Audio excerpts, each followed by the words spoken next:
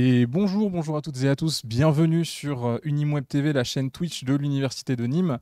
On se retrouve aujourd'hui pour une première émission, une émission de rentrée, voire de pré-rentrée même.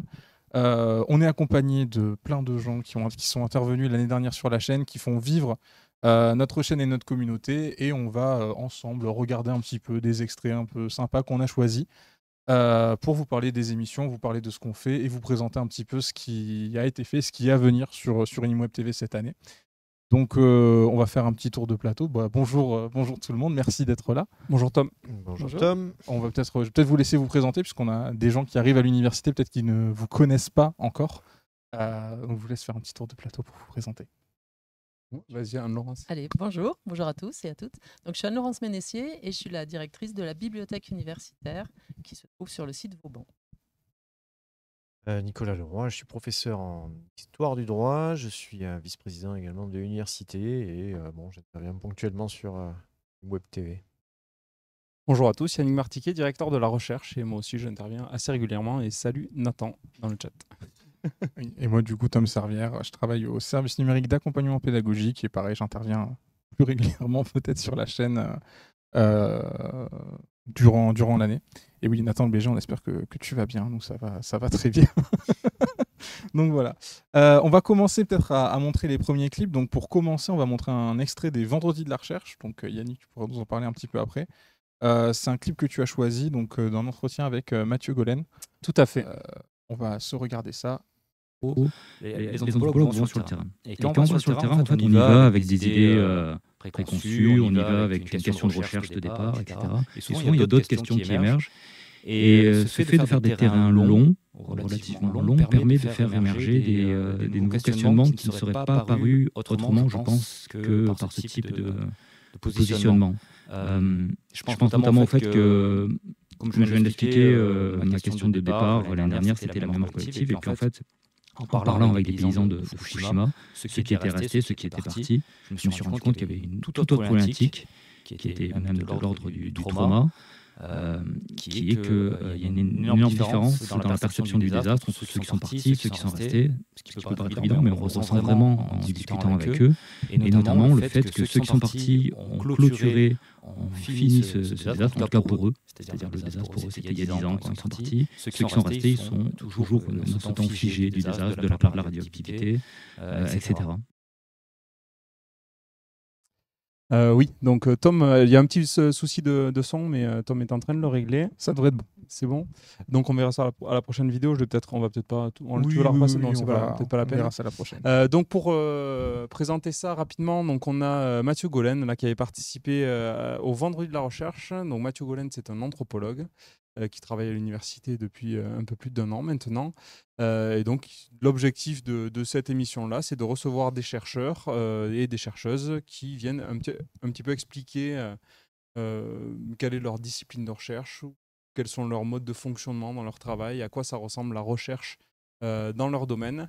Tout ça pour essayer d'en apprendre un petit peu plus et de comprendre aussi comment se construit la connaissance scientifique. Donc l'idée, c'est pour nous de fournir des contenus de manière très récurrente, puisqu'on fait ça toutes les semaines, pour essayer de permettre au public d'avoir des temps d'échange avec les chercheurs, puisqu'il y a le chat comme on a un chat aujourd'hui, et de comprendre la différence entre de l'information qu'on va pouvoir lire sur de la presse, des réseaux sociaux et de la connaissance scientifique, voir les différents modes de construction. Donc il y a un mode de construction de la connaissance scientifique, il y a un mode de construction des informations pour les journalistes, et ensuite il y a la connaissance qu'on relaye ou les informations qu'on relaye sans forcément tout vérifier. Donc là aussi c'est pour essayer de donner confiance dans la connaissance scientifique, puisqu'on est face à des personnes qui sont formées, qui sont soumises à un certain nombre d'obligations qui les engagent, pour ne pas dire n'importe quoi dans leur domaine. Et donc c'est des gens qui ont fait des études très longues, qui sont très spécialistes, et pour autant on peut très facilement discuter avec eux et avec elles pour essayer de comprendre mieux, d'échanger, de poser des questions, puisque les parcours auxquels on est confronté dans ces émissions, ils sont souvent très diversifiés, donc on apprend plein de choses. Et donc oui, les vendredis, c'est une émission maintenant qui doit faire 3 ans que ça tourne, les vendredis de la recherche. Mars 2021, le Mars premier. 2021, ouais, donc ça va faire, ça fait 3 ans et demi. Et oui, Rose qui nous dit incroyable cette émission des vendredis de la recherche. Effectivement, on a vu de très beaux échanges avec Mathieu. Donc il y avait lui, pour le coup, un parcours très particulier puisqu'il a travaillé longtemps au Japon, il a travaillé sur la catastrophe de Fukushima notamment, donc on avait parlé assez longuement. Donc toutes les vidéos sont disponibles en rediff sur la chaîne YouTube de l'Université de Nîmes. Il y a une collection, les vendredis de la recherche, si vous cherchez, ce sera plus rapide à trouver. Et vous avez dès maintenant un grand nombre de chercheurs de l'Université de Nîmes qui sont passés dans l'émission, et puis même quelques extérieurs ponctuellement qui viennent. Donc voilà un petit peu la vocation de ce format-là. Et puis on a plein de choses qui arrivent plus ponctuellement, mais on en reparlera peut-être un petit peu plus tard. Mais c'est vrai, les Vendredis de la Recherche, c'est vraiment un de nos formats historiques. C'est la plus vieille émission encore en cours et qui a jamais discontinué dans sa programmation. Bon, évidemment, ça n'a pas été. Il y a eu des émissions annulées ou quoi, mais c'est une émission qui est restée hebdomadaire depuis 3 ans et demi et beaucoup de contenu à regarder. Donc voilà, les Vendredis de la Recherche, ça reprendra du coup la semaine prochaine, c'est ça? Oui, tout à fait. Et donc, je peux vous annoncer qui sera notre invité gardé secret jusqu'à aujourd'hui. Pas vraiment, mais j'ai pas eu trop de questions là-dessus, donc j'avoue que je ne l'ai pas annoncé. Donc, notre invité vendredi prochain sera Gilles Dussert, le nouveau directeur de l'Institut des risques de l'Université de Nîmes. On a donc pour les enseignants, personnels, même en interne de l'université qui souhaitent connaître un petit peu mieux Gilles et lui poser quelques questions, on aura 1 heure d'échange avec lui vendredi prochain. Les étudiants aussi, s'il y a des curieux évidemment. Qui veulent se renseigner là-dessus, bien évidemment. On a parlé des Vendredis de la Recherche, on va aussi parler du coup d'une autre émission un peu concomitante qui fonctionne avec les Vendredis de la Recherche, c'est les chercheurs décryptent l'actu. C'est un vendredi spécial en fait, voilà. Ça se passe le vendredi et il se passe autre chose. Un vendredi spécial. On va se passer un extrait, on va regarder le chat, n'hésitez pas à nous le dire si le son est mieux ou pas. On espère, c'est parti. Sur cette question de constitutionnalisation, donc le 28 février, c'est-à-dire il y a 2 jours, le Sénat a voté, après que l'Assemblée nationale l'ait fait également précédemment, en faveur de l'inscription du droit à l'IVG dans la Constitution française. Lorsque ce sera fait, parce que maintenant on voit difficilement ce qui pourrait l'empêcher, ça fera de la France, en tout cas c'est ce qu'a dit le ministre de la Justice, le premier pays qui inscrira le droit à l'IVG dans son texte fondamental. Je ne vais pas te demander si c'est vrai. Mais par contre, ce qui sera plus intéressant, c'est de comprendre le processus déjà. On a eu l'Assemblée nationale, on a eu le Sénat. Lundi, en principe, se réunira le Congrès. Est-ce que tu peux nous dire un petit peu ce que c'est? Donc, un point de contexte sur les chercheurs décryptent l'actu, peut-être vous pouvez nous parler un peu de l'émission, de ses objectifs. Ouais, alors, déjà, le problème de son, il était lié au fait que j'avais pas de voix ce jour-là. Donc ça, c'est un problème ponctuel, normalement, qui est réglé. D'autre part, contrairement à ce qu'on a vu dans l'extrait... Il y avait un concert la veille, il faut le dire. Aussi. Ouais, c'est ça. Mais contrairement à ce qu'on voyait dans l'extrait, je ne suis pas seul à parler. C'est les invités qui parlent essentiellement. L'idée des chercheurs décryptent l'actu, ça s'appuie d'une certaine manière sur l'esprit général des Vendredis de la Recherche, puisque c'est de s'appuyer sur des chercheurs qui sont pour l'essentiel des chercheurs de l'université pour traiter de manière un petit peu posée et universitaire, tout en restant accessible, de questions d'actualité. Donc on aborde 1, 2, 3 grand maximum thèmes de l'actualité de là ou des semaines qui précèdent l'émission et on essaie de la reprendre en donnant une qualité, la qualité que peuvent apporter des chercheurs universitaires à ces différentes questions. Donc là, on était sur une question totalement d'actualité à ce moment-là. Hein. C'était le vote, la constitutionnalisation du droit à l'IVG en droit français. Mais on a pu aborder des questions qui touchaient à des domaines extrêmement variés, tels que le risque de tsunami en Méditerranée et les alertes qui existaient, les systèmes d'alerte qui existaient, tels que les problématiques que rencontrent les stations de sport d'hiver face au déneigement que on connaît à l'heure actuelle dans les massifs français. Ou encore le droit de grève, son histoire d'ailleurs, au moment où on a connu il y a quelque temps donc, les grandes les grandes manifestations et grèves autour du mouvement agricole notamment. Donc voilà, c'est extrêmement varié. Ça fait appel à toutes les disciplines que l'on peut retrouver à l'université. Ça fait appel à des gens qui sont aussi bien enseignants-chercheurs titulaires de l'université qu'à de jeunes chercheurs, des doctorants également. Donc c'est très ouvert et évidemment il y a un chat. Si jamais je joue un rôle d'animateur dans cette affaire, je pose des questions. Maintenant, s'il y a des questions qui arrivent en cours d'émission, elles sont bien évidemment les bienvenues. Alors le rythme, il est un peu irrégulier, mais on va essayer d'en faire quand même, si on va essayer de se tenir à en faire une par mois, donc les vendredis, en lien bien sûr en amont des chercheurs, enfin des vendredis de la recherche. On va essayer d'annoncer un petit peu les thématiques. Si on peut annoncer les thématiques un petit peu avant, en début de semaine, ce serait super. Voilà, donc rendez-vous. Comme on le fait pour l'invité, en fait, des vendredis, en général, il y a les réseaux sociaux de l'université qui s'activent pour expliquer qui sera présent le vendredi. Si on peut avoir les thématiques un peu à l'avance, on le fera de la même façon. Donc du coup, la première, c'est le vendredi 13 septembre. Tout à fait. Dans 2 semaines. J'ai pas les thématiques parce que par définition quand même c'est une émission d'actualité. Donc on va laisser un tout petit peu avancer l'actualité avant de définir les thématiques. Mais bien sûr, voilà, comme on vient de le dire, les thématiques seront annoncées aussitôt que possible. Juste pour information, du coup, pour les nouveaux qui débarquent à l'université, étudiants ou enseignants, il y a les réseaux sociaux de l'université, bien évidemment, qu'on vous invite à suivre, où des annonces sont faites sur Instagram, sur Twitter notamment, sur Facebook. Je crois qu'il y a moins d'annonces sur un peu moins, Facebook. Et on a aussi une newsletter. Toutes les semaines, vous recevez un mail en début de semaine qui vous annonce la programmation et qui présente ce qu'il y a à présenter sur les émissions, les thématiques, les invités. Donc, que vous recevrez directement dans votre boîte mail universitaire. Et après, c'est vrai que pour cette émission-là en particulier, on risque de pas forcément pouvoir, on peut dire qu'il y en aura une, mais on a peut-être quelques thèmes de prévus, on attend de voir qui peut venir, qui peut être disponible, dans quelle mesure. D'une part, en effet, ça dépend de la disponibilité des gens, et puis d'autre part, ça dépend de l'actualité, puisqu'on peut avoir une actualité qui bouge dans les jours qui précèdent l'émission et qui nécessite ou qui permet une intervention. Donc voilà, ça reste quelque chose de chaud. Merci beaucoup pour cette présentation. Du coup, première le vendredi 13. Juste dans 2 semaines. Voilà. Dans 2 semaines, tout pile, parfait. Nickel. On va passer peut-être au clip suivant. Du coup, c'est qui ont été choisis par Anne-Laurence. On va parler du coup de Vue du Nîmes, le talk show de l'université, une de nos émissions historiques aussi. Et on commence avec un premier clip haut en couleur, on va dire. On peut dire ça. Non, c'est vrai que du coup, parce que je connais bien le sujet aussi, bien sûr, c'est un bon ami, Quentin. Non, c'est un dispositif qui est hyper important. C'est très étrange de parler de ça en tant que Père Noël, bien sûr.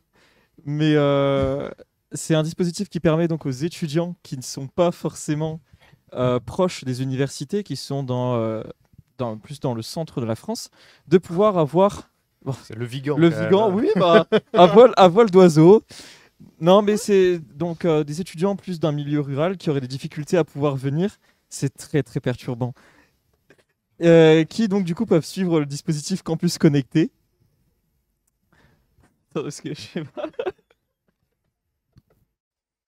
Est-ce que c'était une bonne idée? Eh bien, merci Père Noël.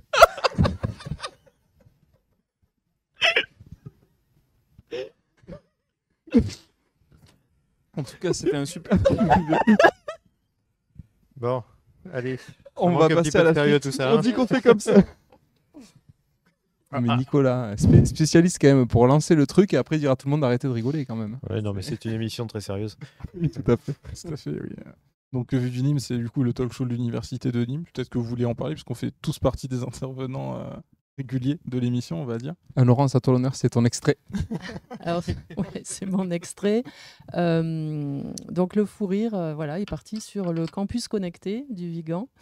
On rigole toujours en voyant l'extrait et on rigole parfois rien qu'à prononcer campus connecté. Et d'ailleurs, il va y avoir 2 nouveaux campus connectés qui vont être attachés à l'université de Nîmes, donc le campus connecté de Mende et celui d'Alès. Donc voilà, de belles perspectives. Dans le centre de la France.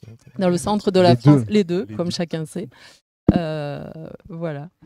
Voilà, c'est pour dire aussi qu'à Unime, on reçoit des invités de marque, le Père Noël, hein, pas tout le monde qui a le Père Noël. Et puis donc, je ne sais pas si c'est moi qui en parle ou il y a différentes chroniques dans Vue d'Unime. Je vais parler de celle que j'anime. Je laisserai les autres parler de la leur. Donc moi, j'anime la chronique qui s'appelle Culte Unime, donc culture. Alors à qu'on voit le Père Noël l'université. en direct dans le camion. Oui, le Père Noël est qui toujours traverse parmi la nous, cour. même fin août. C'est merveilleux. Et le Père Avec Noël en s'appelle short, là. Quentin, sachez-le. Et donc la rubrique Culte Unime, c'est de faire des recommandations de lecture, mais pas que. Ça peut être d'une expo, d'un podcast, et ça peut être sur des thèmes en lien avec l'émission. Alors il y a eu des choses sur le sport, des choses comme ça, ou ça peut être des choses parce que l'émission n'a pas de lien, ou juste un coup de cœur à partager. Donc voilà. Et du coup, Vue d'Unime, pour mettre en contexte, c'est un talk show qu'on organise à l'université depuis 3 ans aussi. Hein. Maintenant, c'est une des premières émissions. Un talk show avec plein de rubriques qui parlent d'actualité de l'établissement, mais pas que, dans lequel on a beaucoup de rubriques. Donc, du coup, la chronique d'Anne-Laurence qui parle de culture. Peut-être vous voulez parler des autres chroniques comme vous voulez. Il y a une chronique bizarre en fin d'émission, mais... Le jeu ? Oui, Oui, c'est ça, ça, c'est c'est ça. tout à fait ça. Non, mais en fait, l'idée, c'est de balayer l'actualité de l'établissement, parler un petit peu des actualités qui nous entourent aussi, pour essayer d'avoir un canal d'information qui soit quand même un petit peu différent, puisque le ton est quand même très particulier sur Vue d'Unime. On dit c'est un extrait où on rigole tous ensemble, mais ça arrive très souvent dans cette émission-là aussi. C'est notre On récréation. s'emmerde quand même. Hein. Oui, c'est vrai. Non, mais c'est vrai. Mais après, souvent, je parle longtemps, donc ça aide pas. Eh oui. Non, voilà. Après, l'idée, c'est d'avoir quand même une interaction possible avec le chat aussi. Quand on a des étudiants, de temps en temps, ça arrive souvent sur la rubrique de Nicolas, qui est vraiment la plus rigolote de l'émission. Et je vous donne rendez-vous à la prochaine, hein, d'ailleurs, puisqu'apparemment, voilà. Mais on a souvent des interactions avec des étudiants qui posent des questions sur des situations particulières qu'ils peuvent avoir. Bon, on est là pour en parler. Et effectivement, hein, autour de la table, on a Nicolas qui est vice-président, le président de l'université qui est présent aussi, des participants des services de l'université, des enseignants. Oui, et puis souvent il y a un invité en lien aussi avec la vie de l'établissement. Ça peut être des étudiants, des fois, des assos étudiantes, ça peut être des invités extérieurs parce qu'un partenariat, parce qu'une manifestation particulière. Et donc, voilà, il y a un ensemble qui finalement a ces éléments de récurrence. Hein, les différentes chroniques dont on a parlé, et la mienne est vraiment passionnante. Hein, c'est donc toutes les étapes importantes de la vie de l'étudiant dans l'année, donc rappeler les dates, rappeler les périodes d'examen, rappeler les règles qui concernent les examens, donc des choses qui sont absolument... oui, c'est très très fun. Ça met pas la pression en général. Non, c'est bien, mais après c'est bien de les avoir en tête avant d'y aller quand même, hein, aux examens. D'ailleurs, on voit que généralement nos auditeurs et viewers, pardon, oui, tout à fait. réussissent mieux les examens que les autres. Oui, on a les stats. Hein. Oui, les stats sont très clairs, hein, vraiment. Pas hésiter. Oui, donc plein de chroniques et des invités, comme on disait, qui peuvent parfois sont souvent là en lien avec un événement ou pour présenter un petit peu le tissu local, que ce soit au niveau professionnel ou au niveau associatif. Et on a un deuxième extrait qui a été choisi du coup, où on avait reçu donc Hughes, un streamer marseillais qui nous avait accompagnés lors de notre voyage à la TwitchCon, puisqu'on a pu participer l'an dernier à la TwitchCon Paris, donc la grande convention internationale pour les créateurs de contenu sur la plateforme. Et du coup, Hughes était venu nous parler de son activité de streamer. Et donc, on a pu lui poser des questions. Vous allez voir une des questions que Anne-Laurence a pu lui poser, notamment. T'as pas posé de questions? Moi, j'ai une question un peu terre à terre. En fait, j'en ai deux. C'est quoi votre journée type? Parce que vous dites vous arrivez le matin à 7h30, vous dépouillez l'info, mais ensuite vous expliquez, vous êtes journaliste, donc vous sourcez, vous vérifiez, et ensuite vous faites des lives de 6h. Donc je me dis, mais c'est quoi sa journée? Et après, votre public, est-ce que vous arrivez à le connaître? Est-ce qu'il a changé si ça fait 2-3 ans que vous faites ça? Est-ce que vous arrivez à voir... Est-ce que vous avez des ménagères de 50 ans dans votre public ou est-ce qu'il y a un profil particulier tout ça. Alors pour la réponse, évidemment, il faudra aller voir le replay de l'émission sur YouTube. Non, mais oui, voilà, Yux, du coup, un streamer marseillais qui nous a beaucoup aidé. Donc, on vous invite à aller découvrir sa chaîne. Il parle d'actualité. En fait, il nous a aidé parce qu'on a animé une petite conférence pendant la TwitchCon sur notre démarche, notamment en culture scientifique. Et donc, chaque panel de conférenciers était accompagné par un streamer qui était là pour faire un petit peu l'introduction et l'animation pendant les prises de parole. Tout à fait. Et du coup, Anne-Laurence, question, est-ce que depuis, tu comprends un peu mieux le quotidien d'un streamer, maintenant que tu fais partie de la grande communauté? Oui, un peu. Et alors, bon, c'est pas tout à fait ma génération, on va dire. C'est pour ça que je posais des questions peut-être un peu naïves, mais c'est important aussi, je trouve, de mettre en avant ces gens et de dire que, par exemple, Huyghe, il a une formation de journaliste, donc n'improvise pas, il se met pas devant une caméra avec un micro pour raconter ce qui lui passe par la tête. C'est vraiment un vrai boulot. Ça, sérieusement. C'est vraiment un vrai boulot avec une méthode, avec une éthique, voilà. Et, en plus, voilà, il parle très bien, il s'exprime bien. C'est super intéressant et sa réponse est plus intéressante que ma question, donc n'hésitez pas, n'hésitez pas à aller l'écouter. C'est vrai que c'était une émission assez, parce que j'étais pas unique là. En fait. Eh oui, c'est vrai. C'est pour pour ça, ça. maintenant que tu le dis. C'est parce que du coup, c'était vachement sympa. Il n'y a pas de hasard. Non, mais l'ambiance est sympa dans l'équipe. Oui, je trouve. non, mais on est en fin d'année, on s'entend plus trop. Là, ça ira mieux à la rentrée. Ça ira mieux, ouais. Mais non, le clip, je le trouve intéressant parce que je trouve qu'il représente quand même bien notre démarche sur Twitch, qui est de ramener un milieu universitaire sur Twitch et de ramener un petit peu Twitch dans le milieu universitaire, qui sont deux mondes qui ont eu assez peu d'interactions par le passé. Et donc du coup, pouvoir mélanger ces univers, proposer du contenu universitaire, de la médiation scientifique notamment sur Twitch, c'est vachement intéressant. Enfin, à mon avis, moi, je trouve. Oui, je trouve qu'on fait du bon boulot, quoi, concrètement. Oui. On peut le dire. On peut le dire. Mais c'est vraiment intéressant. Et Vue du Nîmes représente bien ça, puisqu'on a vraiment des acteurs qui peuvent être des personnes qui connaissent vraiment le milieu du streaming, des étudiants qui sont habitués à ça. Cette année, on a eu des étudiants qui ont streamé sur la chaîne, on en a parlé, qu'on a reçus, comme des personnes complètement extérieures, des entrepreneurs, des professionnels, des assos, des membres de l'université pour certains événements. Donc c'est vraiment une émission qui rassemble, je trouve, beaucoup de choses et qui peut être regardée aussi bien par des initiés que par des novices de la plateforme. Et des internes ou des externes. Et des internes ou des externes. Donc allez voir Vue du Nîmes, en fait. Notez les dates. On n'a pas encore la date du prochain. Voilà, merci Tom. Voilà. Mais notez-les quand vous l'aurez. Quand même. Notez-la. Ça arrive très très vite. Hein. Regardez tous les jours sur le programme de la chaîne au cas où. On verra bien. Mais non, voilà une émission vraiment sympathique et comme toutes les autres, on vous invite à aller regarder et découvrir les replays qui sont disponibles sur la chaîne YouTube et la chaîne Ubicast de l'université. Donc voilà. Voilà pour ces premiers clips, cette première partie d'émission. Oui, moi j'ai juste, on a quelques petits trucs en préparation qui concernent Laurence et Nicolas. Donc peut-être qu'avant de vous libérer, on va parler de vos programmations. Alors, il y a encore, Nicolas, la principale actualité, c'est les chercheurs décryptent. On a eu quelques sessions de test l'année dernière, c'était plutôt sympa, c'était intéressant. On a réussi à trouver un rythme qui était plutôt pas mal, donc on va essayer de reconduire cette année. Donc on essaiera de trouver des thématiques. Bon là, certainement qu'à un moment ou un autre, on parlera du gouvernement dans les prochaines semaines, notamment de l'absence du gouvernement. Bon, tous les collègues ici sont préoccupés par le budget aussi, hein, parce que oui, sinon on ne sera pas payé. Oui, c'est ça. Il peut y avoir des donc conséquences. Il y a cette question aussi. Non, et effectivement, donc c'est le genre de type d'actualité qu'on va pouvoir évoquer puisqu'on a des chercheurs qui sont spécialistes de ces questions-là. Et Anne-Laurence, c'est sur un projet avec d'autres personnes, dont Mathieu Golen. Vous avez vu tout à l'heure sur la vidéo qui faisait un écho apparemment, sur un projet d'émission plutôt culture-littérature. Je ne sais pas si... il n'y a pas forcément grand-chose à en dire puisqu'on a une réunion qui est prévue bientôt. Mais cette démarche-là, c'est quelque chose que tu avais envie de poursuivre depuis un petit moment. Oui, après, je suis pas professeur de littérature, je suis pas forcément spécialiste, mais c'est l'intérêt aussi de faire quelque chose d'assez accessible, d'assez grand public.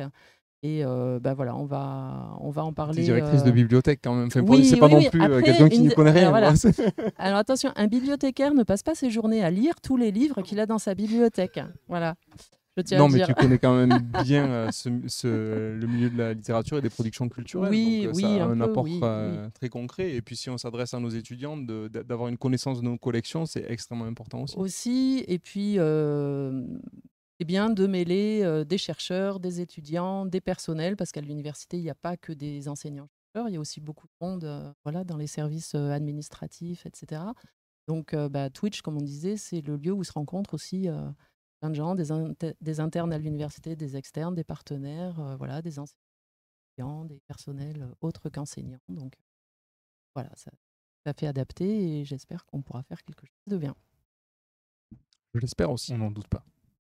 Hâte de voir ça, du coup, comme je le disais tout à l'heure, pour les... pas de date, mais Non, comme non, je mais le là, disais tout à l'heure, on est en pour train de les- regarder la faisabilité. pour On les va se rencontrer, on va en parler un petit peu. pour les informations, de toute façon, les réseaux sociaux de l'université, toujours, qui sont un des canaux principaux de communication sur ce contenu-là. Le contenu qu'on a sur Twitch, la programmation de la chaîne que vous pouvez consulter directement sur Twitch, puisque le programme est mis à jour de manière hebdomadaire. Donc, sauf changement de dernière minute, vous aurez le programme qui apparaîtra. Pour les étudiants, les personnels, les gens qui sont en contact avec l'université, vous avez la newsletter dans votre adresse mail. Donc, il y a plein de moyens de trouver l'information là-dessus. Et toujours les replays qui sont disponibles, on le rappelle, 2 semaines sur Twitch, puis sur YouTube et Ubicast. Donc voilà, vous aurez plein d'occasions de découvrir ça et de ne pas rater, même si on n'a pas encore les dates, vous aurez l'information que vous pourrez trouver. Merci Merci à d'être vous deux. venu, Merci d'avoir participé. On va accueillir peut-être nos invités suivants qui vont nous rejoindre, qui sont des enseignants streamers, on peut le dire, des enseignants streamers qui ont participé, qui ont fait vivre la vie de la chaîne cette année. Donc, on va les accueillir tout de suite. Pardon pour le bruit du micro contre la table. J'en profite de ce petit moment de transition pour Bien faire sûr. des petites annonces. Donc, évidemment, au niveau recherche, on alimente la chaîne Twitch sur certains de nos formats. Il y a un des plus gros formats qui arrive à la fin du mois de septembre. C'est un rendez-vous annuel qui maintenant est très ancré. C'est la Nuit des chercheurs. La Nuit des chercheurs, nous, ça sera la 4e année qu'on l'a fait en public et en live. Donc cette année, petite particularité pour ceux qui sont disponibles, vous pouvez venir sur site, mais ce sera au Pont du Gard cette année. Donc vous pourrez venir partager ce moment avec nous. Donc en général, on va commencer vers 18h, un peu avant peut-être, pour terminer autour de 23h. Et donc c'est une succession de quelques conférences interactives, on va dire, puisque l'idée c'est pas non plus de faire une conférence complètement transmissive, mais d'avoir vraiment un échange avec le public, entre le public et les chercheurs, puis ensuite des petits ateliers, des discussions, des petits jeux, voilà, comme d'habitude, vous pouvez le retrouver sur cet événement-là. Donc c'est le 27 septembre, et du coup à partir de 18-19h, on sera sur Twitch aussi pour retransmettre la quasi-intégralité de la soirée. Bon, le live c'est sur une salle et il y aura plusieurs salles pendant la nuit, mais le principal des animations sera retransmis sur la chaîne. Si vous avez l'opportunité et un peu de temps devant vous, parce que c'est, je crois, les émissions les plus longues qu'on ait faites chaque année. Mais vous pouvez aller consulter les rediffusions de la Nuit des chercheurs. Je dis pas ça parce que j'ai un biais, mais à titre personnel, ça a été mon événement préféré chaque année sur la chaîne Twitch. C'est super sympa à suivre et à regarder. Et normalement, vous pouvez le regarder en plusieurs fois. Donc, Oui, non, voilà. après, si vous regardez les 3 d'affilée, ça vous prendra qu'une vingtaine d'heures. Donc Voilà, c'est quoi? C'est 5-6 heures par émission à peu près, un truc comme même ça? un peu plus, ouais. Ouais, voilà. Bon, voilà, pour une après-midi. Bon après-midi de 20h. C'est une bonne manière de passer le temps, quoi. On va accueillir du coup nos nouveaux invités. Bonjour, merci de nous rejoindre, merci d'être là. Donc je vais vous laisser vous présenter, mais si j'ai déjà introduit enseignant streamer, est-ce que vous pouvez peut-être voilà, nous dire au chat qui vous êtes et ce que vous faites. C'est ça, on va faire des pins pour ça. Je vous laisse vous présenter. Donc, Laurie Galvan,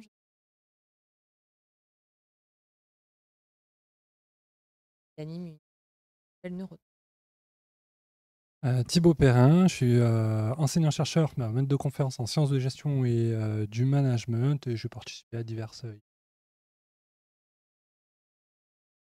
Romain Millot, enseignant-chercheur en histoire ancienne, et j'ai animé cette année 2 épisodes de Les Romains refont l'Empire, une émission de gaming en fait.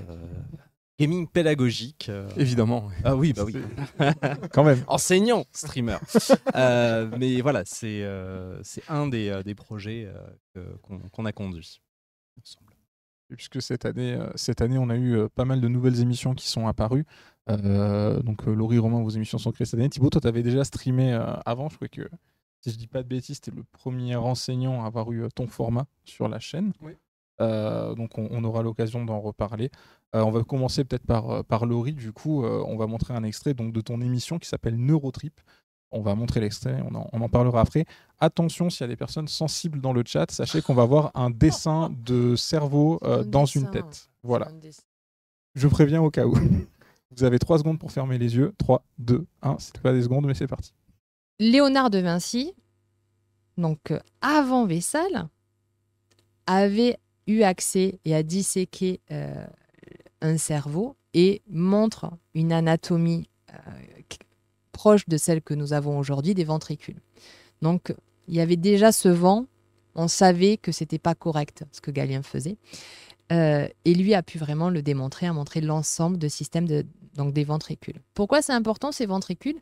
Sachez-le, il n'y a pas du vide, il y a du liquide, et c'est ce fameux liquide céphalorachidien qui va aussi dans votre moelle épinière. Et quand vous regardez Grey Anatomy, où ils font des ponctions lombaires à tout va, eh bien c'est ce liquide qui est prélevé.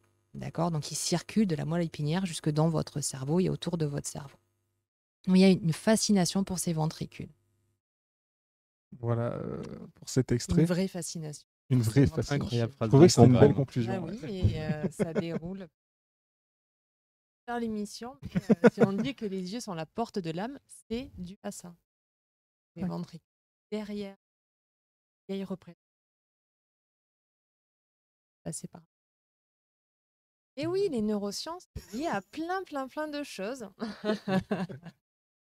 Du coup, est-ce que tu peux nous parler un peu du concept de Neurotrip? C'est un format qu'on a lancé cette année qui est très intéressant. Alors, c'est l'idée de ne pas parler des neurosciences juste sur un fait ou un thème, mais de raconter son histoire à travers un chercheur ou une chercheuse et d'expliquer sa vie et comment, dans le siècle où il ou elle a vécu, cela a influencé ses recherches. La guerre mondiale est quétative, hein, cherche malgré ça, ses migrations. On a parlé notamment de Caral, il a une histoire familiale assez pauvreté, se sortir et de la violence. Donc, c'est aussi penser que derrière toutes les découvertes, il y a des personnes, c'est de remettre de l'humain finalement. Moi, c'est ce que parce que je la rattache toujours. Finalement, ce que j'apprends. Je n'ai plus de voix aussi, mais ce n'est pas lié à un concert. Donc voilà, c'est un peu le concept de l'émission. Et on va faire cette année Brenda Milner et aussi Ben Barres, qui a été le premier scientifique, neuroscientifique, et qui a fait une transition, qui a transitionné dans les années 90 et qui, au-delà d'être un énorme chercheur en neurosciences, a fait des papiers pour expliquer comment il a vécu, comment il était traité en tant que femme en neurosciences et puis après en tant qu'homme. Donc c'était avant les réseaux sociaux et avant que l'on sache que c'était lui. Il s'appelait Barbara, il est né Barbara et il est devenu Ben Barres. Et donc il explique cette transition et c'est aussi extrême. Donc voilà. Ok, très hâte de voir ça. C'est vrai que Neurotrip, c'est une émission que je recommande beaucoup aux gens qui s'intéressent aux sciences. Il y a pas sur la plupart des émissions qu'on propose d'ailleurs, il ne faut pas se mettre une barrière en se disant c'est des sciences, c'est des scientifiques, des anciens chercheurs, je ne vais pas comprendre ce qu'ils racontent. Justement, le but des émissions, c'est que vous compreniez ce qu'ils racontent, sinon c'est que nous, on rate un petit peu notre pari.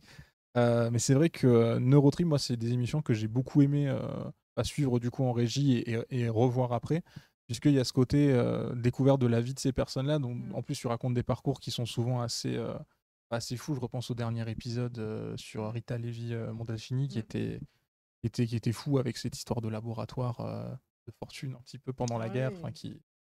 voulaient pas s'arrêter de faire de la recherche, sinon le fascisme gagnait.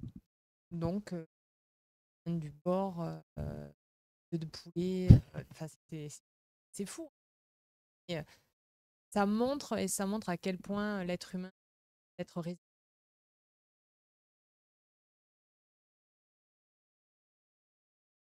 Toujours, oui, toujours en plus avec des illustrations, avec tout ça. Donc, les épisodes pareils sont disponibles en rediffusion. Je vous invite vraiment à aller les voir. Et on n'a pas de date encore pour les prochains, mais ça ne saurait tarder. Tout à fait. On va s'organiser pour que ça arrive assez vite. Octobre, je pense.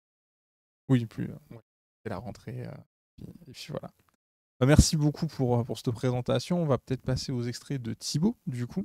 Alors Thibaut, cette année, tu as été très actif sur Twitch. On a eu plusieurs événements qui ont été organisés.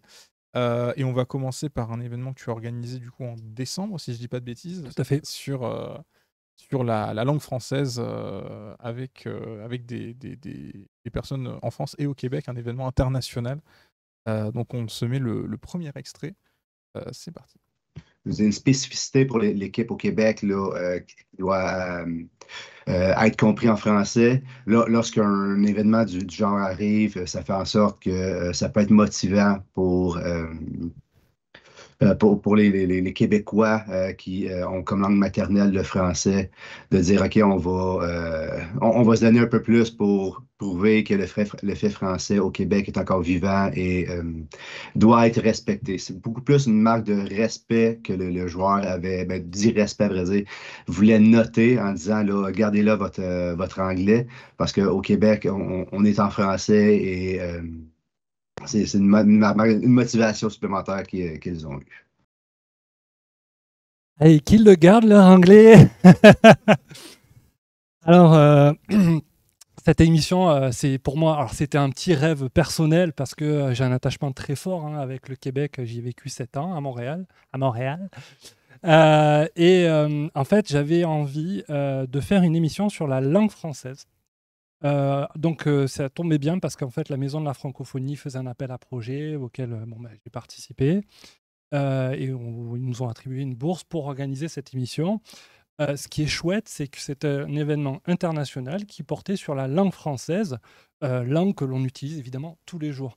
Ce qui était intéressant, c'était de discuter sur la quantité et la qualité. C'est-à-dire, quantité, est-ce que le nombre de locuteurs est en train de baisser ou d'augmenter?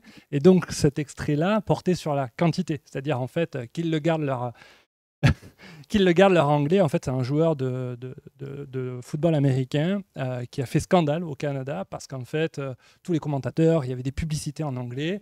Et puis, il est arrivé, il a dit, regarde, on est aussi un pays francophone.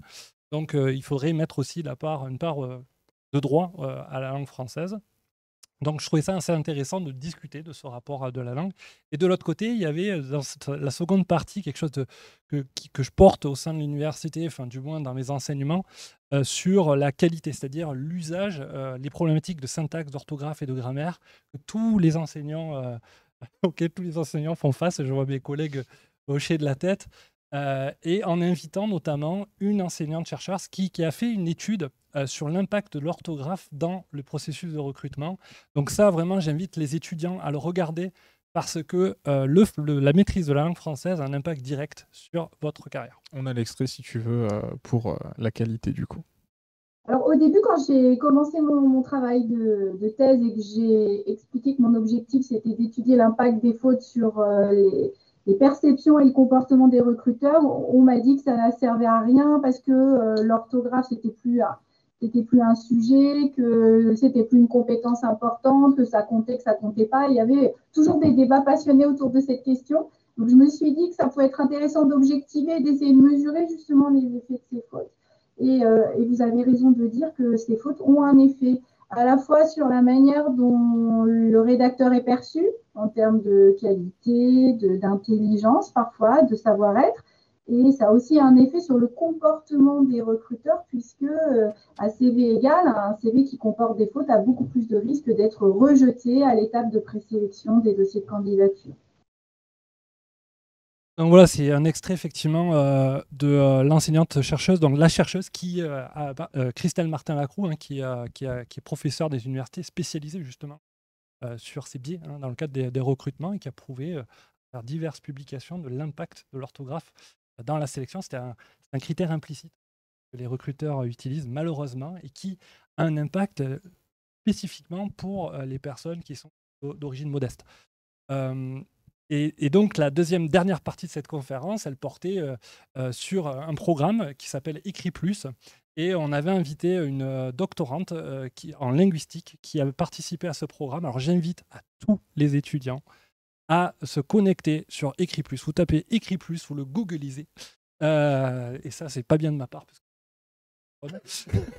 Mais vous le cherchez, vous allez voir Écrit Plus. C'est un programme gratuit porté par l'Agence nationale de la recherche. Vous avez la possibilité d'avoir une évaluation et derrière de développer vos compétences ou du moins de freiner les lacunes que vous pourriez avoir dans l'usage de la langue française. Je le propose à tous mes étudiants aujourd'hui et je sais qu'on est en train de à l'université généraliser. Oui, c'est vrai que l'émission était super intéressante. Moi, au début, quand tu m'as parlé de ce projet, je ne savais pas forcément trop à quoi m'attendre en termes de propositions, des interventions qu'il allait avoir. Et c'est vrai que je me suis retrouvé, je me suis régalé. Ouais. J'étais derrière la caméra, c'était vraiment super intéressant.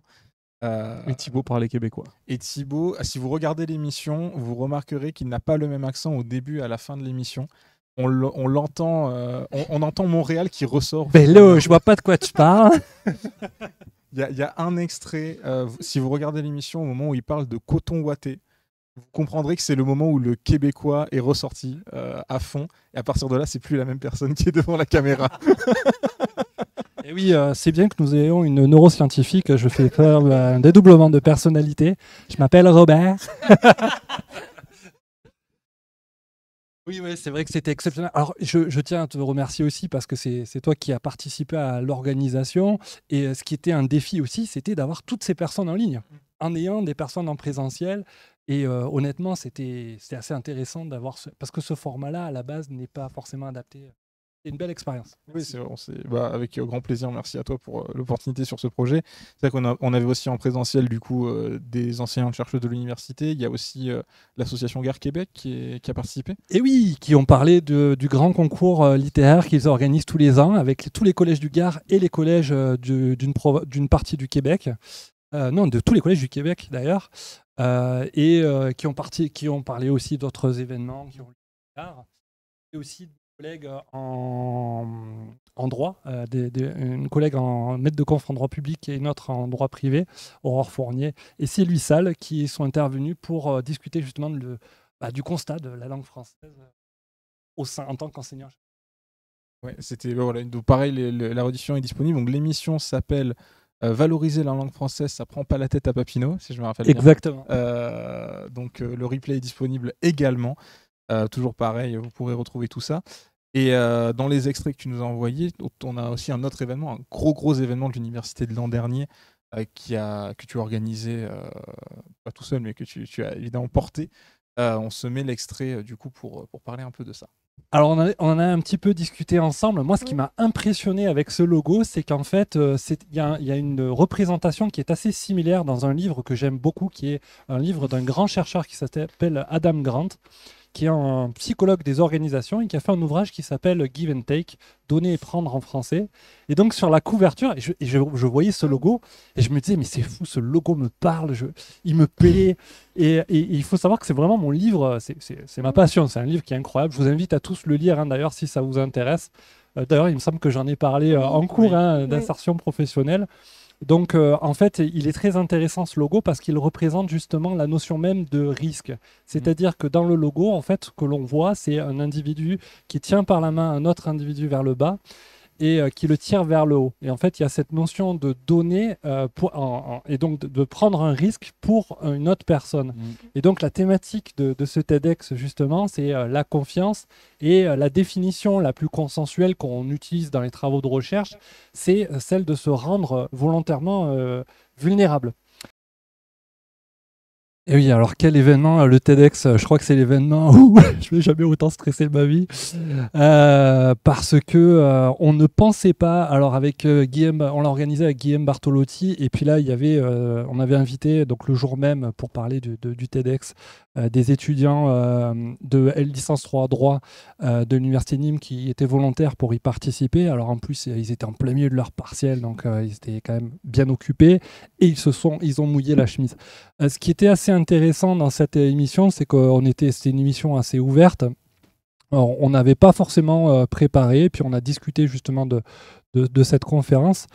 Le TEDx, c'est vrai que ce qui m'a... pourquoi j'ai pris cette section, c'est que ça résume en fait l'expérience en tant que telle. Avec Guillaume Bartolotti, on a lancé cette conférence et on a fait participer les étudiants. Et en fait, c'est là où c'est passionnant en tant qu'enseignant et chercheur. Moi, je suis spécialisé sur la confiance. C'est qu'en cours d'insertion professionnelle, je vais parler de l'importance de la confiance. Et après, j'ai 2 étudiants qui étaient à l'avant de la vidéo qu'on a vue, qui étaient là à mon cours, qui ont assisté à ce cours et dans lequel j'ai expliqué c'est quoi la confiance. Après, je leur ai demandé de faire la fiche. Et je leur ai rien dit de particulier. Faites comme vous voulez. Le thématique, c'est la confiance. Ils sont revenus vers moi avec une pochette qui ressemble énormément à un livre qui est particulièrement important pour nous en sciences de gestion sur la confiance. Et j'étais bluffé en fait de cette espèce de boucle il y a quelque chose qui s'est passé. Et voilà. Bon, on peut voir que je suis passionné de ce que. On sent la passion oui. dans l'extrême. Mais c'est génial de voir que tu étais investi à ce point. Du coup, l'événement, le TEDx en soi, s'il y a des gens qui ne connaissent pas le format TEDx, est-ce que tu peux peut-être nous en parler un petit peu ? Oui, alors le format du TEDx, donc, ce sont des courtes présentations qui sont quand même assez bornées. Il n'y a pas d'interaction avec le public. C'est en one-shot, c'est-à-dire que vous invitez le public. On a eu plus de mémoire 380 participants et il y avait plus de 500 personnes inscrites, je crois, de mémoire. Donc c'était en décembre, donc c'était un grand succès. C'est en one shot, on participe à une fois et l'intérêt aussi derrière, c'est que c'est enregistré. Donc c'est vraiment intéressant. Pour nous, c'était l'opportunité aussi de mettre en valeur ce que font les chercheurs à l'université. Et c'est pourquoi d'ailleurs, avec Guillaume Bartolotti, nous nous sommes mis à tracter dans les rues de Nîmes, sur les conseils d'un cher monsieur qui se trouve à ma gauche. Et c'était un vrai succès, parce qu'on s'est retrouvés avec des papis et des mamies qu'on avait rencontrés, qu'on avait tractés et qui n'ont jamais mis les pieds à l'université. Donc c'était ça aussi la vraie médiation scientifique. Et pour les médiations scientifiques, il y a un dernier format que tu as animé donc, au tout début. Tu as été le premier enseignant gamer aussi de notre chaîne avec Startup Company. Donc ça, c'est un projet qui s'était lancé il y a 2 ans, je dirais, quelque chose comme ça. Juin 2022, je crois, les émissions. C'est ça, ouais. 2022, ouais. Donc sur lequel tu as fait un début de let's play sur le jeu Startup Company. On va continuer à parler de gaming et de pédagogie juste après. Est-ce que tu peux nous parler un peu de ton expérience, de comment ça s'est passé et on remercie, je vois pas le pseudo, pour le follow. Twitch Guild TV, merci pour le follow. Pardon. Oui, alors effectivement, Startup Company, donc c'est un projet de médiation. Donc en fait, je joue en direct dans la création d'une entreprise. J'ai trouvé ce projet particulièrement intéressant parce qu'en fait, ça m'a permis de vulgariser. Aujourd'hui, des fois, vous savez, il y a des activités, des Lego. Par exemple, on peut avec des Lego vulgariser une notion, un concept, etc. Ben là, c'était avec le jeu et en direct. Et au final, c'était assez intéressant. Il y avait des interactions aussi, des questions qui étaient très pertinentes, des questions même que j'avais même pas anticipé dans mes travaux de recherche. À un moment donné, je sais que j'avais parlé de la notion de création de capital, par exemple, comment les salariés, l'impact des open space au travail, puisque on devait créer son bureau de travail. Et c'était assez intéressant parce que j'avais des études en tête à partager. Donc, quel plus beau moyen que de partager du savoir que par le jeu. Et je sais que mon collègue à ma gauche est particulièrement d'accord avec moi, puisque d'ailleurs, il pose des questions dans Twitch qu'il me renvoie la semaine d'après sur l'impact du jeu dans la transmission du savoir. Oui, effectivement, c'était une belle expérience. Merci beaucoup de m'avoir invité. C'était un très grand plaisir, évidemment, tu le sais. Effectivement, du coup, Romain aussi, passionné de jeux. Alors, passionné de jeu à la base, oui, mais si Thibaut fait cette petite remarque là à l'instant, c'est parce qu'on a eu un débat en tout début d'année, c'était il y a 1 an ou 2 maintenant, justement sur le jeu dans la pédagogie. Et il se trouve qu'on n'était pas complètement d'accord, et Thibaut était un grand défenseur des jeux, alors que moi, de mon point de vue de professeur, enfin, d'enseignant en histoire, d'historien, c'est vrai que j'avais tendance à dire, bon, bah, ça, on a beaucoup aujourd'hui insisté sur le jeu et comme moyen d'apprentissage, mais nous, on est plutôt conservateur au départ dans notre manière de transmettre en histoire. On a cette réputation-là, et pas seulement à Nîmes, hein, c'est quelque chose qui est étendu, je pense, à toute l'université française. Et donc, j'arrivais un peu grognon comme ça en disant, oui, mais quand même, on en fait beaucoup autour du jeu, gna gna gna gna gna. Et puis, C'est exactement ce que tu as dit, je crois. Oui. Avec les gna gna gna. Avec gna gna gna à la fin. Non, voilà, ça fait partie du personnage. Et puis finalement, j'ai commencé à parler un peu avec Thibaut, j'ai commencé à parler un petit peu avec Tom. Et là, c'était ma posture d'enseignant. C'est vrai que pour ce qui est de ma posture perso, je joue effectivement beaucoup à des jeux divers, que ce soit des jeux vidéo, que ce soit des jeux de rôle, des choses comme ça. Et petit à petit, en parlant avec mes collègues, en parlant aussi un peu avec mes étudiants, on s'est rendu compte qu'on avait clairement des potentialités sur des choses qui sont pas des jeux pour apprendre directement, mais qu'on pouvait justement utiliser, des blockbusters du jeu vidéo notamment, qu'on pouvait utiliser comme biais pédagogique, et où on pouvait se retrouver déjà sur des choses qu'on connaissait. Et ça a été l'occasion d'expérimenter quelque chose. Et c'est comme ça que sont nés les Romains refont l'Empire. Tout à fait. Alors on va voir, effectivement, ça permet de faire de la médiation sur plein de thématiques. On va se mettre un extrait où tu nous expliques la manœuvre militaire du bon étrusque. On va se regarder ça. Alors là, la manœuvre où mes bateaux vont se rentrer dedans, en théorie, le pire général du monde.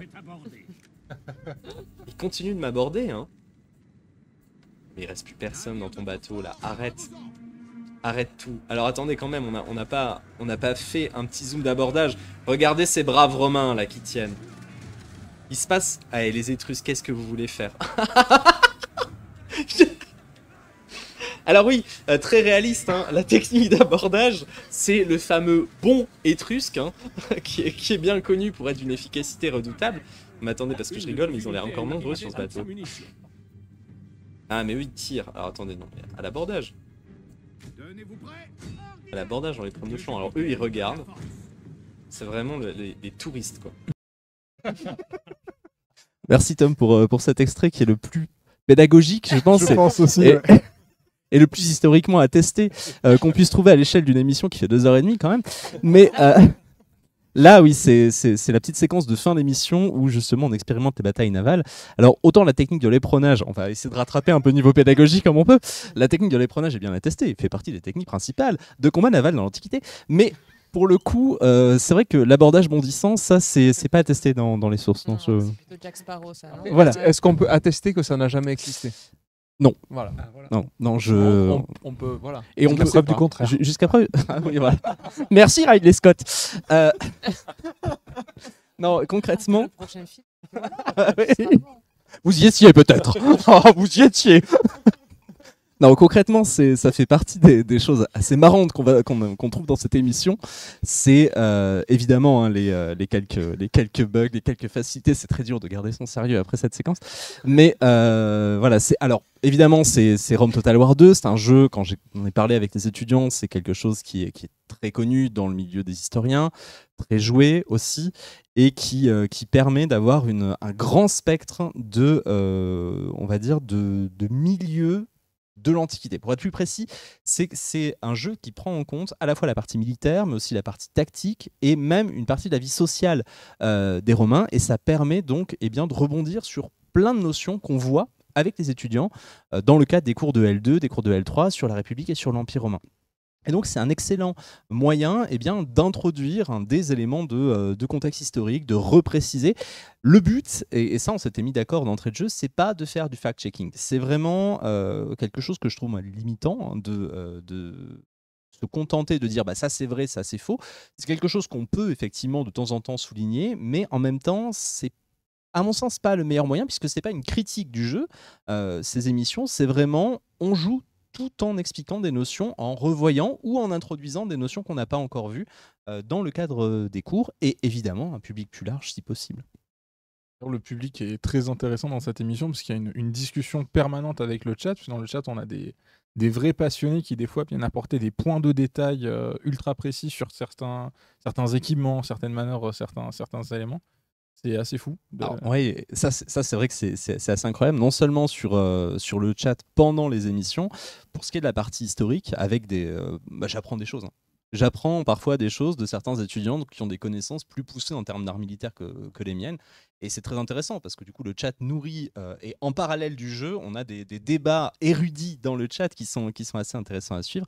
Et j'ai même reçu des mails de certains étudiants, alors non seulement pour les parties historiques à partir du jeu, mais aussi sur la partie du jeu. Comment améliorer vos troupes, monsieur? Comment faire en sorte de développer les bâtiments? Là, vous êtes en difficulté sur tel point, laissez-moi vous dire que si vous développez tel... Et ça, c'est assez génial. C'est assez génial parce que ça crée des relations qui sont un peu uniques, quoi. C'est un biais très intéressant pour ça. D'ailleurs, pour l'anecdote, c'est le chat Twitch. Le premier chat Twitch, je vois plus de gens qui ont choisi une titulature que de gens qui ont choisi un pseudonyme pour leur compte Twitch. C'est assez impressionnant la liste des pseudos. On a des titulatures, on a l'impression d'être sur un forum en fait. C'est pas un forum internet. Hein. un forum romain. Mais oui, du coup, les Romains refont l'Empire. Donc on a 2 épisodes qui sont disponibles actuellement en rediffusion. Est-ce qu'on continue cette année normalement? Si on a encore de la demande, il y a encore des ennemis. Rome a encore de l'espace sur lequel s'étendre, donc voilà, l'Empire n'est pas encore refait. Il n'y a plus d'Étrusques, il n'y a plus de Carthaginois non plus. La limite du bon, le bon n'a pas marché. On commence à nettoyer l'Occident, et puis il reste encore du monde à conquérir. Ah bah écoutez, c'est les Romains qui refont l'Empire, hein, globalement. Faut se mettre dans le contexte. C'est vrai. Oui, donc effectivement... Une question, tu joues à ce jeu en dehors de l'émission en plus, ou c'est que pour l'émission? Alors... Pour éviter de me faire humilier par le jeu devant un public, c'est vrai qu'en parallèle, j'ai aussi... Alors, je ne connaissais pas ce jeu précisément avant de commencer les vidéos. J'avais joué à d'autres versions sur d'autres époques, mais sur Rome, je m'étais toujours dit, non, attends, déjà, tu y passes la totalité de ton temps professionnel, tu ne vas pas en plus y passer ton temps de loisir. Bon, après, je suis tombé dedans et c'est vrai qu'à côté, j'ai fait une campagne complète. J'y ai passé plusieurs dizaines d'heures pour être sûr de bien maîtriser la chose et parce que ça me plaît un peu aussi. C'est vrai que c'est de là qu'est partie l'émission. D'ailleurs, après, en vendredi de la recherche, on discutait dans le bureau. Oui. On parlait de jeux vidéo historiques. Vendredi de la recherche de Romain Millau, qui est disponible aussi sur YouTube. Évidemment. On parlait de ça et tu m'as dit il y a des jeux sur l'Antiquité qui sont intéressants. Par exemple, il y a Total War Rome 2 que j'aimerais faire, mais je sais que si je le fais, je vais tomber dedans et je peux pas faire ça sur mon temps de loisir. Du coup, on a dit on peut le faire à la fac. Ça peut tout à fait s'envisager. Et j'attesterai pas les yeux dans les yeux du coup que je n'y ai joué qu'à la fac. Voilà, non mais après c'est du professionnalisme, c'est pour être sûr de proposer un contenu de qualité, voilà. Au final. La recherche de terrain. J'assume pas là. La recherche de terrain, c'est ce qu'a expliqué Mathieu en début d'émission, mais voilà. Ouais, voilà. Après pour nous c'est quand même intéressant de pouvoir mêler ce genre d'enjeu parce que c'est vrai que si on veut qu'une émission elle trouve son public, il faut quelqu'un qui soit content de la faire en fait tout simplement. Et donc c'est vrai que Romain, s'il aime bien certains jeux vidéo qui ont un certain format et qu'on sait que ça va être un super support de médiation, c'est certain que Romain il va venir passer 2 heures à jouer, il passera pas un mauvais moment et donc ça va se voir à l'écran, les gens seront contents de le voir aussi et donc la médiation elle va forcément. Donc c'est certain que pour nous c'est des rencontres qui fonctionne forcément. C'est très bien dit. J'aurais pas dit mieux. Ouais, mais ça se voit, ça se voit. C'est la confiance. Merci beaucoup pour vos présentations, pour ça. Donc évidemment, je rappelle pour ceux qui sont arrivés, on vous invite à suivre l'université sur les réseaux sociaux, à regarder vos mails régulièrement, à suivre le programme directement sur la chaîne Twitch pour voir un petit peu ces émissions-là, quand est-ce qu'elles vont avoir lieu. Sur cette émission, moi j'avais aussi envie de parler, on a parlé des enseignants streamers, on a eu des étudiants streamers cette année sur la chaîne, puisque en tout début d'année on a lancé le concept de l'université du stream. Donc l'université du stream c'est simple, c'est un programme on va dire où les étudiants peuvent nous contacter s'ils ont envie de se lancer sur la plateforme et nous on leur propose un accompagnement, on réfléchit leur concept avec eux, on s'occupe de l'accompagnement technique, de la réalisation de visuels pour l'émission, dans le logo. Et on leur permet de lancer leur émission. Pour ceux qui veulent s'y essayer, ils peuvent streamer directement sur la chaîne. Cette année, on a 3 formats qui se sont lancés comme ça. On a eu du coup La Voix de l'étu, qui est un format de talk show étudiant porté par des étudiantes du master Humanité Industrie Créative, notamment Dodo Adam qui a porté le projet toute l'année. On a eu un JT des sports qui s'appelait EPS, pour émission qui parle de sport, qui a été lancé par Andrea Gourdon, un étudiant de STAPS. Et on a eu Saisonard, une émission de dessin collaboratif qui a été lancée par Jordan Pekia, qui est un étudiant qui était en L en design du coup l'an dernier. Et donc du coup on va se regarder un petit extrait avant que je vous en parle un peu plus en détail. Donc la gomme, elle est juste à côté du pinceau. Donc là, sur la barre d'en haut, si tu vois, tu as main levée, en fait, ça s'appelle pas pinceau, mais ça s'appelle main levée, mais c'est à peu près la même chose. Et en fait, juste à côté, tu as l'outil gomme. Et sinon, en haut de l'application, tu as fichier, éditer, affichage, calque, session, outils. Tu vas sur outils et en fait, tu as tous les outils de la barre. Et du coup, juste en bas, tu as gomme. Et si tu es sur PC, si tu veux aller plus vite, les boutons rapides, tu as B pour le pinceau et tu as E pour la gomme. Comme ça, du coup, tu as juste appuyé sur une touche et ça te met la gomme directement. Ça, c'est incroyable comme manipulation. Hein. T'as vu ? On l'oublie trop vite que le numérique a apporté beaucoup aussi. Hein. T'imagines si tu reportais ça, c'est comme si tu claquais des doigts et que tu avais ta gomme qui arrivait, comme ça. J'avoue que pris en compte dans ce sens, oui, c'est pas mal. C'est genre, tu cherches un truc, tu claques des doigts, ça apparaît. C'est comme si la gomme était posée devant toi et que tu pouvais la prendre directement. Quoi. Si. On en fait beaucoup trop avec Marlon. On rappelle que Tom est là pour nous ramener à la raison. La réalité, il n'y a pas de souci. Hein. C'est littéralement ce que je fais depuis le début, c'est-à-dire, hop là, voilà. Bon. Pour contexte, il faut savoir qu'on se connaît en dehors de l'émission et c'est pour ça que je me permets de les vanner. Oui, j'ai choisi cet extrait pas seulement parce que je le trouve très drôle, mais aussi parce que ça montre le concept de l'émission. En fait, il faisait du dessin sur un outil qui s'appelle Drawpile, qui est un outil de dessin en ligne. En fait, le chat pouvait via un lien en rejoindre et dessiner sur le même canevas que nos deux streamers.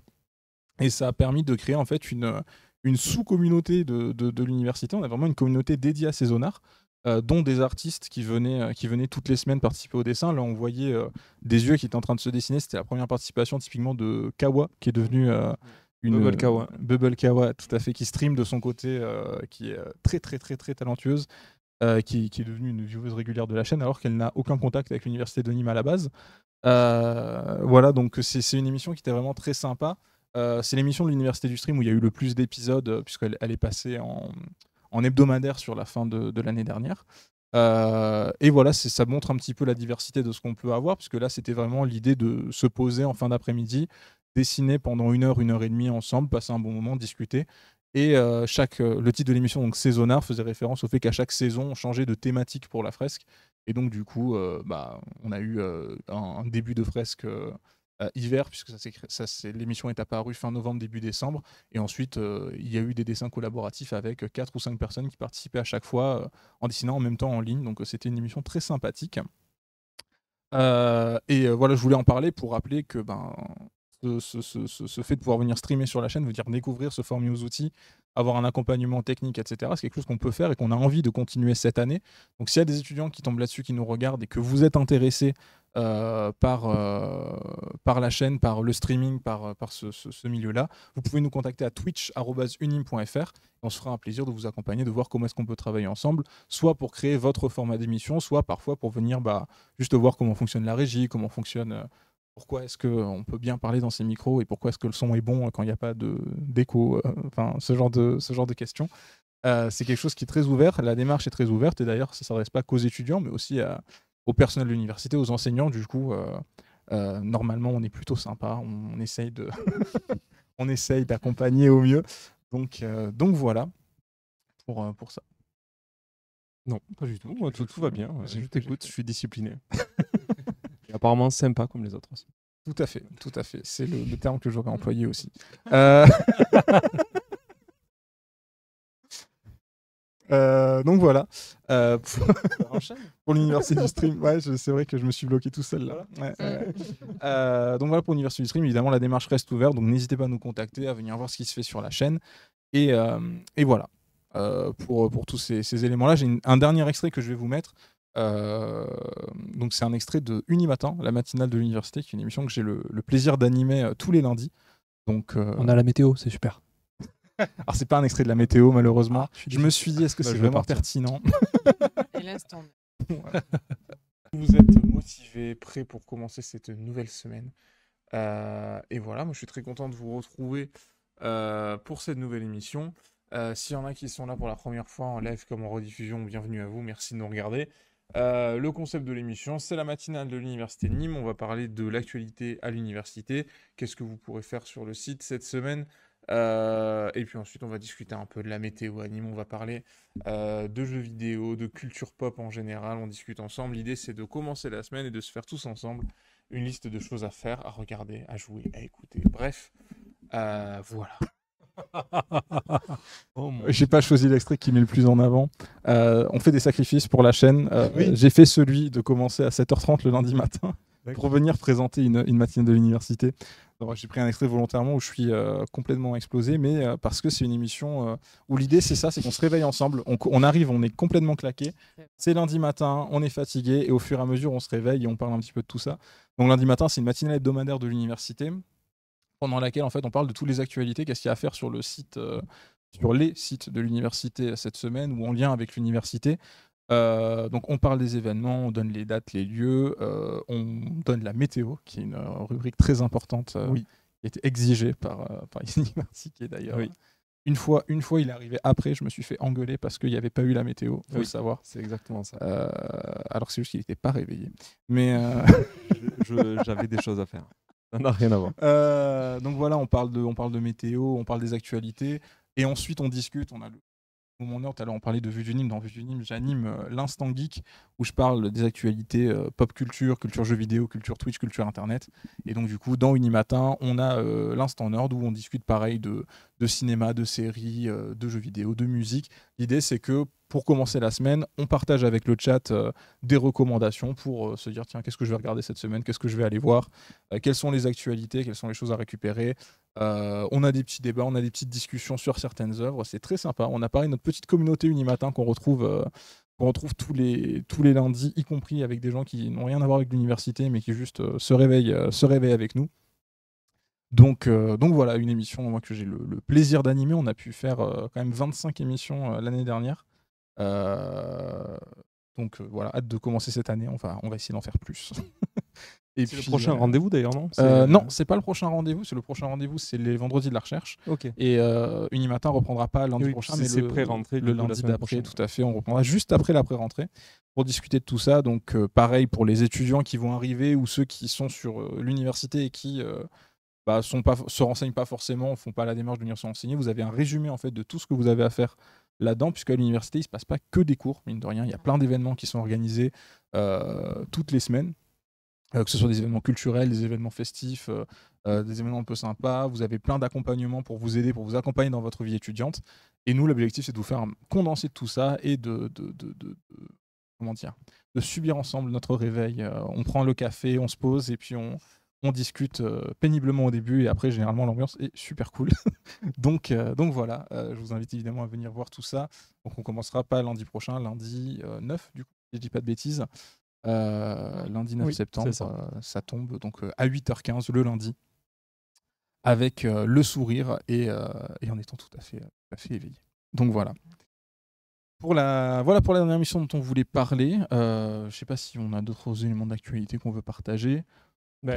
Rendez-vous à la pré-rentrée. Évidemment. Avec les étudiants de la semaine prochaine, du lundi au mercredi, du 2 au 4. Tout à fait. Donc ça, c'est le prochain rendez-vous. On sera tous à peu près présents à un moment ou à un autre sur le site Vauban. J'ai entendu dire qu'il y avait un stand apparemment qui allait être exceptionnel à la pré-rentrée. Alors, effectivement, il est possible que vous découvriez un véhicule extrêmement coloré dans la cour du site Vauban. Il y aura des activités très sympas à faire autour de l'eau. Vous allez découvrir les événements de la recherche. Vous allez pouvoir participer aux événements avec nous aussi. Donc n'hésitez pas à venir nous faire un petit coucou. Le stand du BA2IP du coup. Yes, tout à fait. Alors on sera juste devant le bureau des relations internationales. Mais vous ne pourrez pas le rater, de toute façon, c'est là où il y a le plus de couleurs. Donc oui, voilà la pré-rentrée pour les nouveaux étudiants, les primo-arrivants, mais aussi nos étudiants qui reprennent. Donc déjà bon courage à tout le monde. Ça va être la reprise, donc il y aura plein d'événements. On vous invite vraiment à venir, même si c'est pas le jour de votre pré-rentrée, à venir sur le site, découvrir un petit peu les stands, parce que vous allez découvrir plein de services, d'activités, de partenaires de l'université qui sont là pour vous accompagner dans votre vie étudiante, au sens dans votre travail, mais aussi dans votre vie perso et tout ce qu'il peut y avoir autour. Donc ce sera lundi, mardi, mercredi. Voilà, tous les services de l'université seront présents. Il y aura des événements un peu plus festifs aussi. C'est l'occasion de découvrir l'université, peut-être de récupérer aussi ces premiers goodies de l'université qui sont évidemment toujours peut-être les objets les plus recherchés de l'année à Nîmes en tout cas. Les collectors, exactement, les collectors. Donc voilà, vous pourrez peut-être vous faire une magnifique collection, comme c'est le cas de certains d'entre nous. Donc oui, n'hésitez pas à venir, même sur les jours où vous n'avez pas votre pré-rentrée. C'est sur 3 jours parce qu'il y a 3 jours durant lesquels il va y avoir des activités, des ateliers, des stands qui sont là pour vous aider, pour vous accompagner. Donc voilà, on aura le plaisir d'être là. Moi, vous pourrez me retrouver aussi dans la bulle pour vous accompagner sur les outils numériques. Donc voilà. Moi j'ai une dernière annonce parce que je suis supplié par mon service de dire inscrivez-vous pour la nuit des chercheurs s'il vous plaît, c'est le 27 septembre et vous allez retrouver le lien dans le chat instantanément puisque apparemment le doigt est sur le bouton de la souris. Tout à fait. Ah oui, non, mais instantanément, c'est-à-dire que là c'est magnifique. Merci beaucoup Marine. Oui, voilà, inscrivez-vous à la nuit des chercheurs. Et bien sûr, allez voir les rediffusions de tous les événements, de toutes les émissions, tous les événements dont on vous a parlé. Tout est disponible sur YouTube et Ubicast. Du coup, vous pouvez y accéder par le site de l'université ou directement sur les plateformes. Voilà, vous pouvez vous renseigner, aller voir un petit peu tout ce qui a été fait, choisir aussi ce qui vous intéresse, ce qui a l'air pour vous le plus intéressant, le plus fun. Bref, n'hésitez pas. Nous, la programmation va reprendre du coup petit à petit sur Twitch à partir de la semaine prochaine avec les vendredis qui seront du coup la grande rentrée de la chaîne, on va dire. Là c'était la pré-rentrée, ce sera la rentrée de la chaîne Dussert, du coup. avec Gilles Dussert. Et ensuite restez connectés, toujours encore une fois sur les réseaux sociaux, sur Twitch ou par mail, vous aurez les informations et vous pourrez consulter tout ça. Ce sera ce sera un plaisir pour nous de vous retrouver dans le chat, dans la cour. Et si jamais vous êtes intéressé pour participer à la chaîne de quelque manière que ce soit, twitch@unim.fr, vous nous envoyez un mail et on se fera un plaisir de discuter avec vous et de voir comment est-ce qu'on peut vous aider à mener à bien vos projets. Voilà pour cette émission. Merci beaucoup à vous 4 d'être venus, d'avoir participé. Merci. Et puis on se retrouve du coup très bientôt devant ou derrière la caméra. À très bientôt dans le chat. Est-ce que je peux appuyer sur un bouton au hasard avant de fermer? Vas-y, appuie sur un bouton au hasard avant de fermer. Il n'y avait rien sur ce bouton. Voilà, celui-là. Ouais. Là, alors là, tu es en train de. Là, tu es en train de. Ok. Ok, d'accord. Ouais. C'est bien. C'est la technologie. Allez, ce sera le mot de la fin. La technologie. Bonne fin de journée tout le monde. Bonne rentrée et à très bientôt. Bonne rentrée à tous. Bonne rentrée.